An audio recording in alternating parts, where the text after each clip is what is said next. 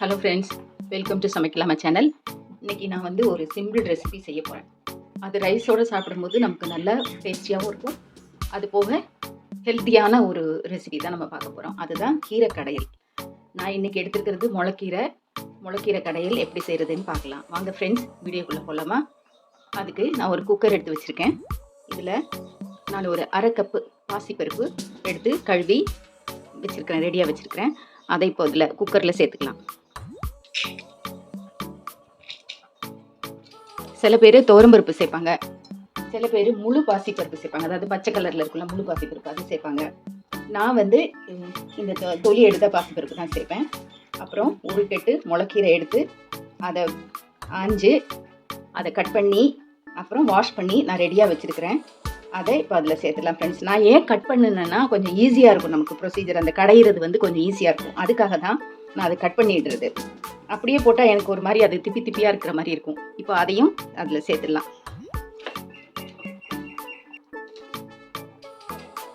கீரையெல்லாம் நல்லா வாஷ் பண்ணிடணும் ஃப்ரெண்ட்ஸ்.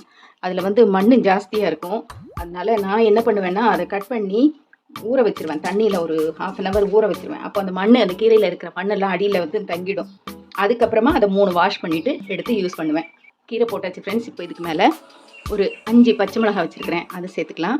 ஒரு தக்காளி கட் பண்ணது வச்சுருக்கிறேன், அதை சேர்த்துக்கலாம். 1 டீஸ்பூன் ஜீரகம் வச்சுருக்கிறேன், அதை சேர்த்துக்கலாம். ஒரு 10 பல்லு பூண்டு வச்சுருக்கிறேன், அதை சேர்த்துடலாம்.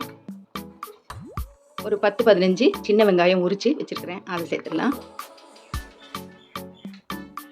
இது கூடவே 1/4 டீஸ்பூன் மஞ்சள் தூள், 1/4 டீஸ்பூன் பெருங்காயத்தூள், அதையும் சேர்த்துடலாம் இதில். அப்புறம் இதுக்கு தேவையான உப்பு, கல் உப்பு சேர்த்துருக்கேன் ஃப்ரெண்ட்ஸ். நான் கீரைன்றதுனால நீங்கள் உப்பு வந்து கொஞ்சம் கவனமாக பார்த்து போடுங்க. ஏன்னா கீரையில் ஆல்ரெடி அந்த உப்பு சத்து இருக்கும், அதனால் நீங்கள் அதை கவனமாக சேருங்க. ஒரு கப்பு தண்ணி அது சேர்த்துருக்கேன். இப்போ இதெல்லாம் குக்கரில் 2 விசில் எடுத்துகிட்டு அப்புறம் கடைய வேண்டியதான். நான் காமிக்கிறேன் ஃப்ரெண்ட்ஸ். நம்ம ஸ்டவ் ஆன் பண்ணிவிட்டு மூடி விட்டுட்டு வேக விட்டுடலாம். 2 விசில் வரட்டும் ஃப்ரெண்ட்ஸ், அப்புறம் எடுத்துகிட்டு உங்களுக்கு காமிக்கிறேன் கடையில்.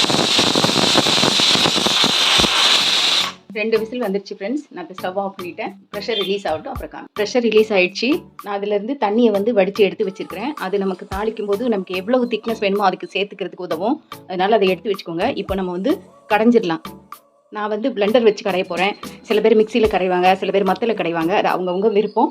எனக்கு இது கொஞ்சம் ஈஸியாக இருக்கும், அதனால் நான் இதில் கடைஞ்சிக்கிறேன்.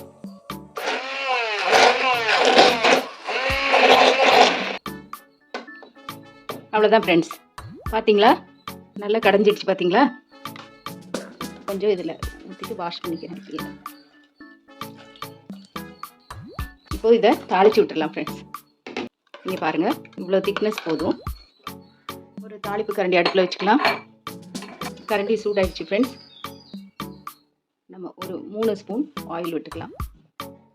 சில பேர் நல்லெண்ணெய் யூஸ் பண்ணுவாங்க கீரை தாளிக்கிறதுக்கு. ஒரு 1/2 டீஸ்பூன் கடுகு, 1/2 டீஸ்பூன் உளுந்து, ஒரு 1/2 டீஸ்பூன் ஜீரகம். அது கூட நான் ஒரு 2-3 சின்ன வெங்காயம் பொடி பொடியாக கட் பண்ணி வச்சுருக்கிறேன், அதையும் சேர்த்து தாளிச்சிடலாம்.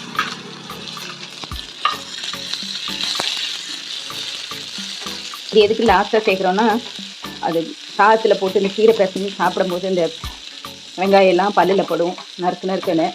அது ஒரு சின்ன ஒரு டேஸ்ட்டு தரும். அதுக்கு தான் இது. ரொம்ப வதக்க வேண்டாம் ஃப்ரெண்ட்ஸ். லைட்டாக அந்த ஆயிலில் வதக்கிட்டு அவ்வளோதான், இந்த கீரையில் சேர்த்துடலாம்.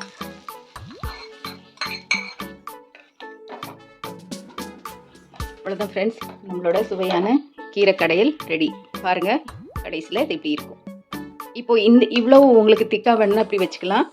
அப்படி இல்லை, உங்களுக்கு சாதத்தில் போட்டு பிசையணும், இன்னும் கொஞ்சம் உங்களுக்கு தனியாக வேணும் அப்படின்னா நம்ம எடுத்து வச்சுருக்கோம் இல்லைங்களா தண்ணி, கீரை வேக வச்ச தண்ணி, அதை வந்து நீங்கள் இதில் சேர்த்துக்கலாம். உங்களுக்கு எவ்வளோ திக்னஸ் வேணுமோ அவ்வளோ வரைக்கும் சேர்த்துக்கலாம். அந்த கீரை தண்ணியை வேஸ்ட் பண்ணாதீங்க. அதை குழந்தைங்களுக்கு கொஞ்சம் உப்பும் கொஞ்சம் நெய்யும் போட்டு சூப்பு மாதிரி கொடுங்க, குடிப்பாங்க. வீட்டில் பெரியவங்க யாராவது இருந்தால் அவங்களுக்கும் கொடுக்கலாம், நீங்களுமே குடிக்கலாம். ஓகே ஃப்ரெண்ட்ஸ், அது பரிமாறும் போது உங்களுக்கு நான் காமிக்கிறேன். ஹலோ ஃப்ரெண்ட்ஸ், இன்றைக்கி எங்கள் வீட்டில் மெனு சாதம், ஒயிட் ரைஸு, கீரை கடையல், இது வந்து சேப்பங்கிழங்கு வறுவல், அது கூடவே அப்பளம் வச்சுருக்கேன். இதுதான் இன்றைக்கி எங்கள் வீட்டில் மெனு. கீரை கடையில் நான் டேஸ்ட் பண்ணி பார்த்துட்டேன் ஃப்ரெண்ட்ஸ், சூப்பராக வந்திருக்கு. நீங்களும் இதே மாதிரி இந்த ரெசிபியை உங்கள் வீட்டில் செஞ்சு எல்லாருக்கும் கொடுத்து ஆசைத்துங்க. இந்த வீடியோ உங்களுக்கு பிடிச்சிருந்ததுன்னா லைக் பண்ணுங்கள், ஷேர் பண்ணுங்கள், கமெண்ட் பண்ணுங்கள் அண்ட் சப்ஸ்கிரைப் பண்ண மறக்காதீங்க friends. Okay friends, see you in the next video. Bye, take care.